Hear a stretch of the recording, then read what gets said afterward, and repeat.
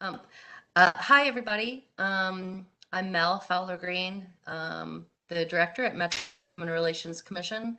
I have the privilege of knowing many of you, and thank you for joining us for this language access training. I'm going to go ahead and share slides. Hold on here. My screen.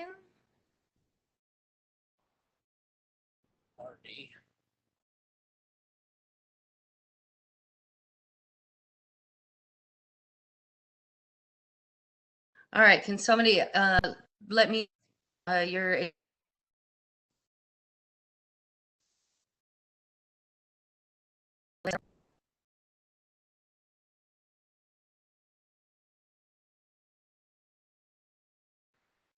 okay, I'm going to assume that everybody is seeing it okay. So this is the first PowerPoint training that I've put together for language access. So you all be patient. And I'm hoping not only for you all to learn from this, but for me to learn and for our department to learn. So I'm hoping that if you have questions or concerns, that you're comfortable sharing them either during the training or with me afterwards. So our goals with this is to some guidelines for Metro personnel to ensure that there's equitable services to and effective communication with individuals who are identified as linguistic minorities. And we like that phrase in our department because it encapsulates sort of our community of folks than simply saying people who are LEP or limited English proficient, right? So it includes those whose language is not English, who have limited or no ability to speak, read, write, or understand English. And this includes communities who are traditionally identified as LEP or limited English, encapsulates the deaf and hard community. You know, the deaf community, they most often speak American Sign Language, which is a language that is not based on English. So we like to use linguistic minorities in general when we're talking about language access. And one of our other goals is to provide guidance, technical assistance to you all in creating and implementing language access plans in your departments. So the authority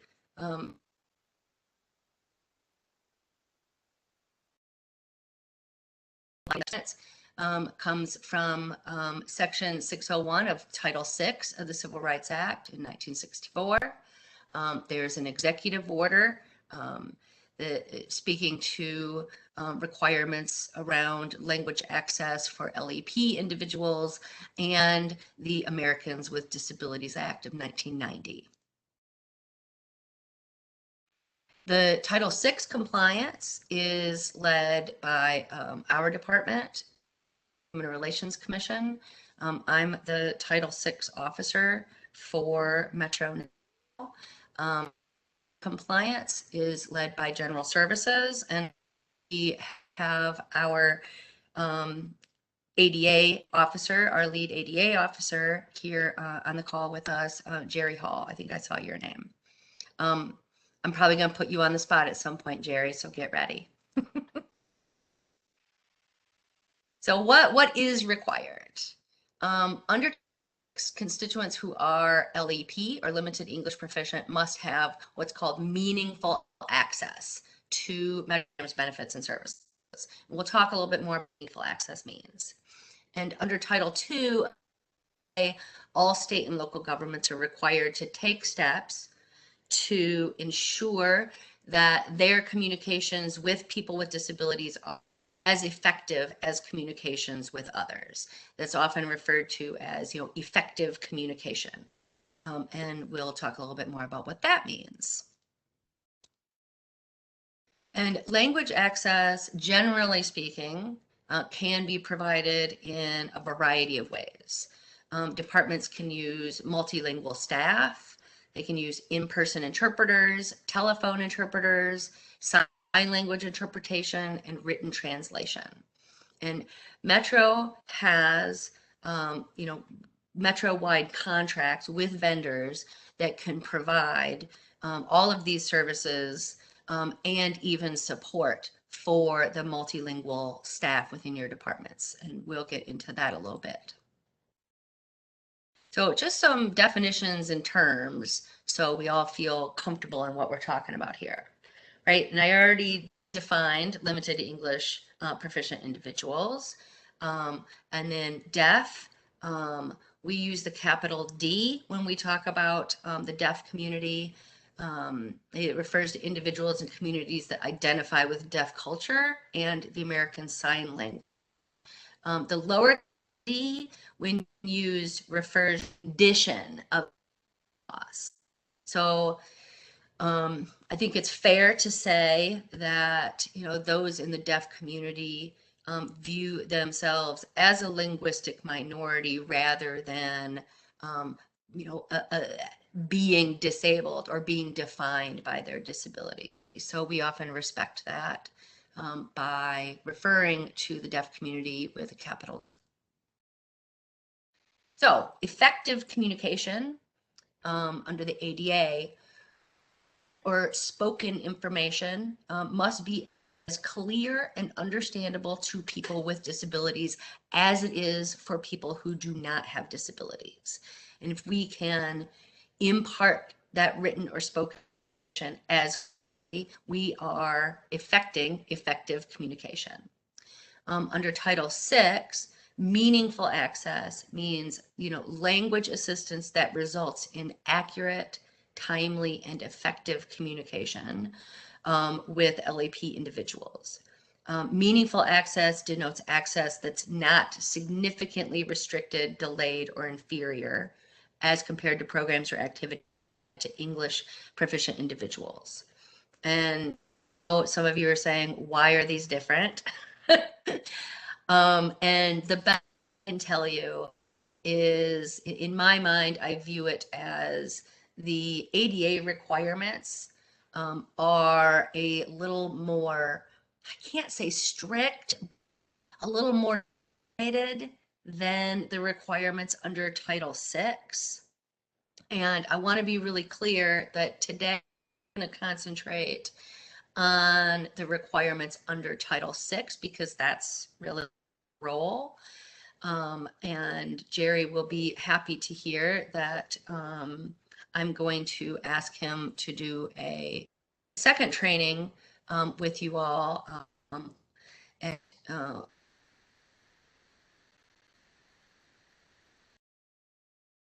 the ADA requirements. So on with definitions and terms. An interpreter is an individual who converts information from one spoken language to another spoken or sign language. Translator is somebody who converts written documents from one language to another. So when we say, we need interpretation, we're talking about spoken or signing, and we need translation refers to written. And vital documents under Title VI is a document that is that contains information that's critical for obtaining certain or benefits or is required by law. And I have some examples here. Vital documents can include applications and complaint forms, notices of rights and disciplinary action, notices advising LEP individuals of the availability of free language assistance, rule books like prison rule books, and letters and notices that require a response from the beneficiary client. So you think about documents within your department that really are critical for constituents to obtain services, or that puts any of their rights at risk or requires some form of due process. That would be considered a vital document under Title VI. So I want to talk about some best practices. Now, I say best practices because I understand that given limited resources, limited time, that, you know, being like doing everything we possibly can over and above requirements is not something that we could expect. But I want to give you all sort of a view of what the best practices are, with the hope that we all can get closer to sort of practicing these best practices. We'll talk about a departmental assessment, standard operating procedures, staff training, grievance procedures, and then your Title VI report. So departmental assessment.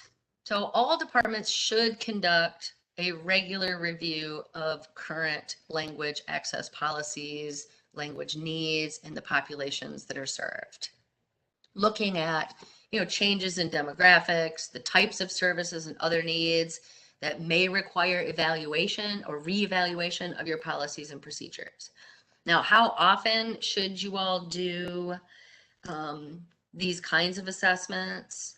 You know, if you have the resources, you know, I would recommend that you do that assessment annually along with your Title VI report.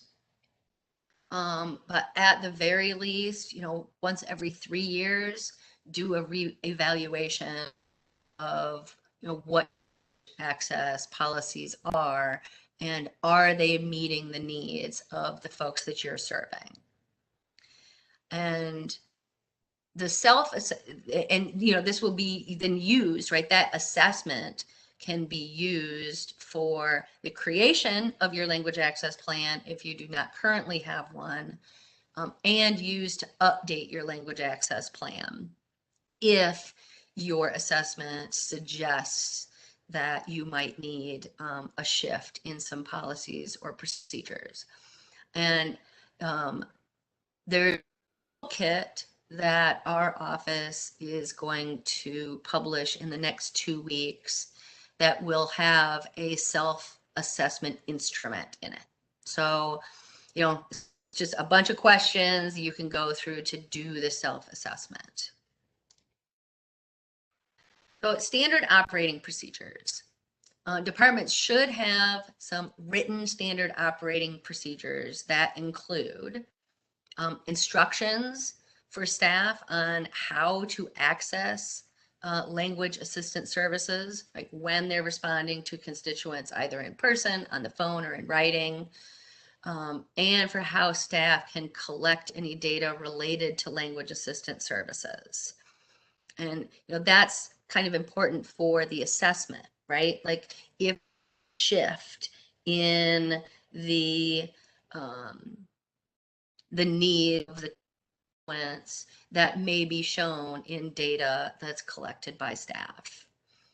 SOPs should also include a method for identifying the vital documents that your department maintains, and a method for translating them into the most frequently encountered languages. SOPs should have policies that ensure that new staff are aware of the procedures and are trained on them. They have policies to ensure that the procedures for requesting and accessing language assistance are communicated to the constituents, right? We have to have a way to let the folks that these language access services are available to them. And that could be through signage at your sort of forward-facing offices, notification on your websites, anywhere you think that you're going to communicate best with the community. Hey, by the way, if you need language access assistance, here's how you can request it. So some other things to think about when drafting standard operating procedures. So staff really cannot on an accompanying adult of an individual who is deaf or hard of hearing to interpret, except in emergency situations, right, where there's an imminent threat to the safety or welfare of the individual or of the public, or if there just is no interpreter available any reasonable amount of time, or you can rely on an accompanying adult to do the interpretation when the individual requests that that person do the interpretation. The person who is asked to do the interpretation agrees to do it, and you feel that it really is appropriate to the circumstances. And a staff, your staff really shouldn't rely on a minor to interpret, right? So if somebody brings along their minor child, it's really not a best practice to rely on a minor to do interpretation, except in an emergency involving, again, an imminent threat to the safety or welfare of the individual or the public, or when, again, there is no interpreter available in any reasonable amount of time. So staff training, all new and existing staff ideally should be trained on the standard operating procedures that your department has adopted. Public-facing staff should be trained in effective communication techniques, including how to do an initial assessment to determine if the person in front of them has language needs, and then how to work with interpreters, both in person and over the phone. And that kind of training is something that our department can help with. If we hear from you all that, yeah, it would be really great if you all could help develop a training for staff on, effective communication techniques. And of course, as I said, language access services can be provided in your department by bilingual staff, like in-house interpreters. However, there's a caveat to that. Interpreters that you're going to use in-house really should be given an interpreter assessment. And that can be provided by the Metro vendors. We have several of our language access vendors and do, an hour assessment of your in-house interpreter, just to ensure that they're able to provide adequate and effective communication. Because, even if you're bilingual doesn't necessarily mean that you're capable of doing adequate interpretation. That's sort of a different animal, if you get what I mean. So having an assessment is really a best practice. And quite frankly, it's really not all that expensive. It's part of the contracts that we have with several of our language access vendors. And your SOPs should also include some kind of grievance procedure. So if a constituent feels that they were not provided adequate language access,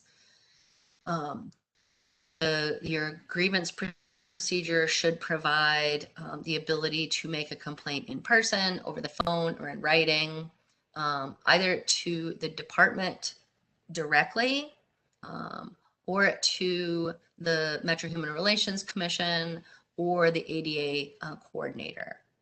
And you may choose to have your own grievance form and a process for dealing with those grievances, or you can adopt a policy that says if you have a grievance, it is to be filed with the Metro Human Relations Commission or the ADA coordinator, depending on what kind of grievance it is. Was it one of Title VI or one of ADA?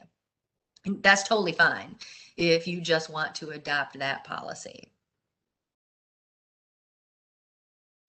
And then again, for best practices, for you Title VI coordinators, we have an annual Title VI report that's due to Human Resources, who then collates that and gives that to my department. And the Title VI report will increasingly include more questions about language access as we move forward. And with the goal that over time, we will have in place at every department a language access plan with a set of standard operating procedures that meet your department's language access goals. So what's next?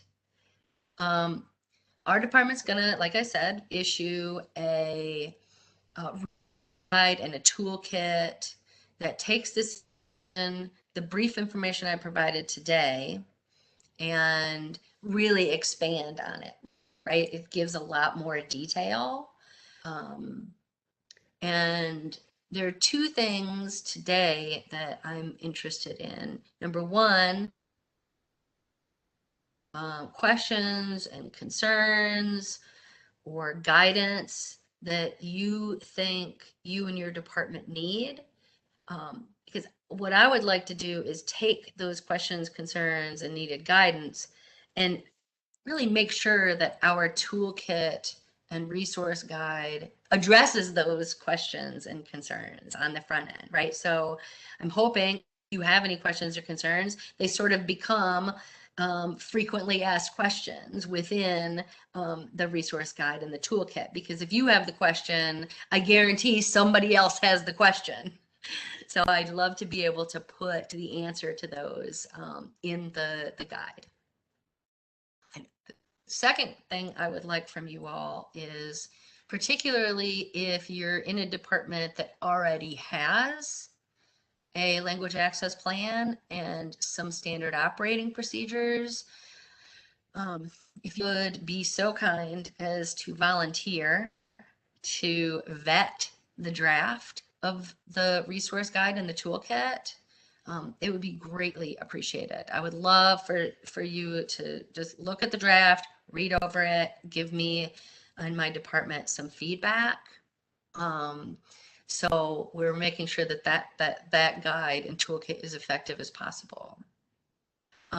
What's also next is I'd like to be a part of a second training that concentrates on the ADA requirements of language access. That's you, Jerry Hall, my friend. And once we issue the resource guide and the toolkit, I'd be open to hearing from departments who would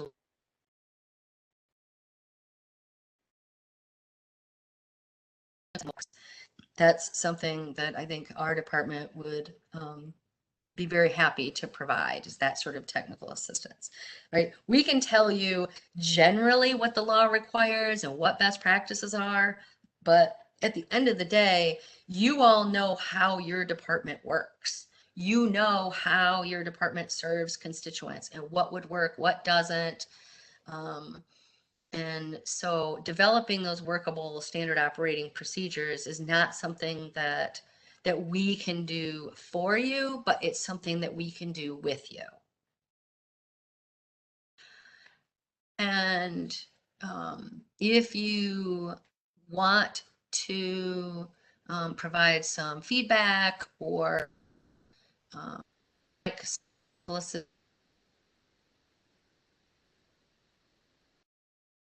Director of Community Engagement, Barbara Gunlardi, her email, you all know her email. She's been hassling you for rightfully so to come join us today, and she would be really happy to follow up with you. All right, I'm going to stop sharing my screen.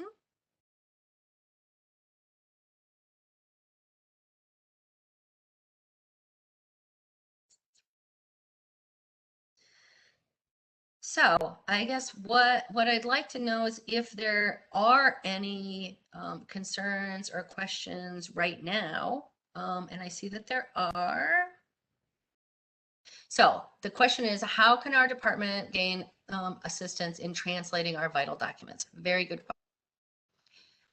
question. In the resource guide and toolkit, we have all of the instructions on how to access the language access vendors and the contracts that we have with them and how much they cost. So here's the thing, you guys, like, we work for Metro, we know this, nothing is free, right? We gotta pay, for instance, for our fab services. And we have language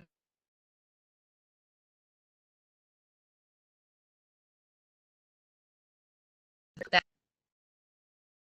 and so our resource guide and toolkit will tell you exactly how to reach those vendors and what their requirements are, and then you can get those translations done. Now, of course, what that means is whenever you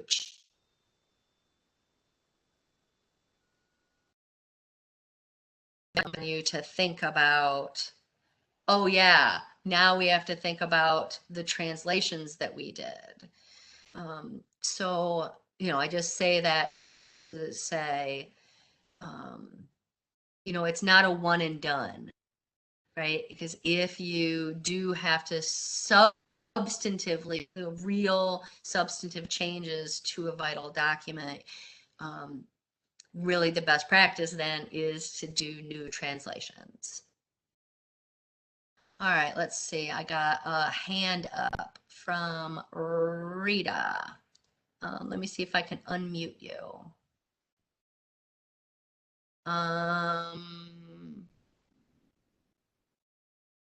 No, but I think I can. Paul, can you help me here? Can you hear me? Hi, this is Rita. And actually, sorry, I actually put my question in the box. I just realized you were taking them in the box, but I'm with WeGo Public Transit, and I was just wondering if we could actually get a copy of the PowerPoint that you presented. Absolutely. And in fact, I know it's not recommend a whole bunch of words on your PowerPoint. I chose to put as much text in there as possible with the idea you all will get the PowerPoint, and you'll get all the information on the PowerPoint. Happy to share that. All right. Any other questions, concerns, like anything that hope is in the resource guide and toolkit that I haven't mentioned?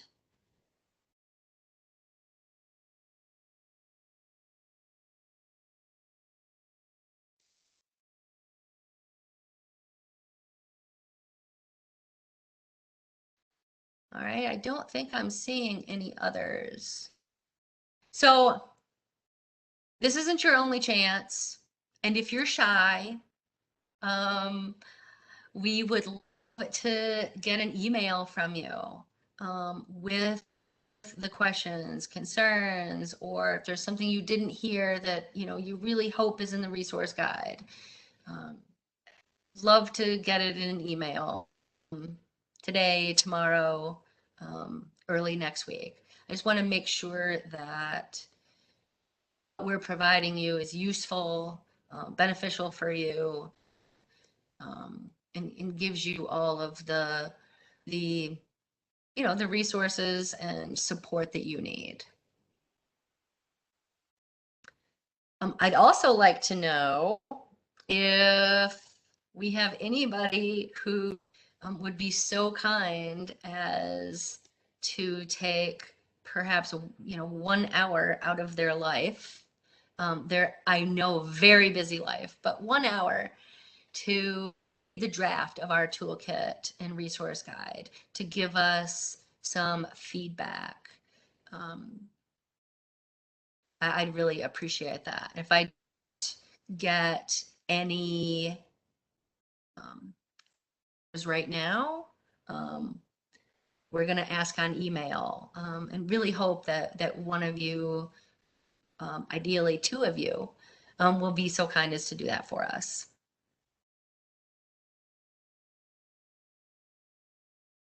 But this short. This is Paul. This is Paul breaking in. The answer is yes. This is being recorded.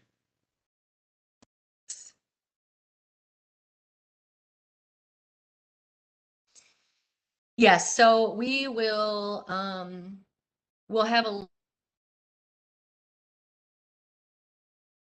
to share with those who were not able to join us. But I also want to say, one thing I've heard from Title VI coordinators over the last few years is, yeah, we hear what you say is required, but we got to convince other people in our department that this needs to be done. And I hear you on that. So I'm hoping that, if you think that this is beneficial for your director to message, or if there is some other decision maker within your department that you think it would be important for them to hear this training, which is pretty short, right? They can take 30 minutes. And I hope that you will feel free to share that with them, or to let me know that you would like it shared with them. And I'm happy to do that.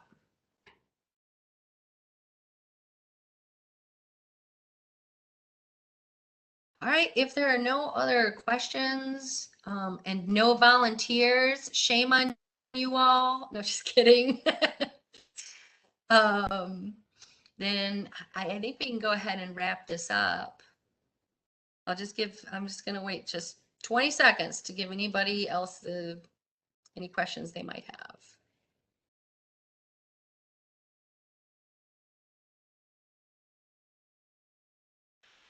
Well, I guess that might not have been 20 seconds, but I really appreciate you all. And Mel, I just want to break in very briefly to say that Sharonda Baker has volunteered to review the resource guide and toolkit. Thank you, Sharonda. You get a gold star today. And a big giant thank you from us.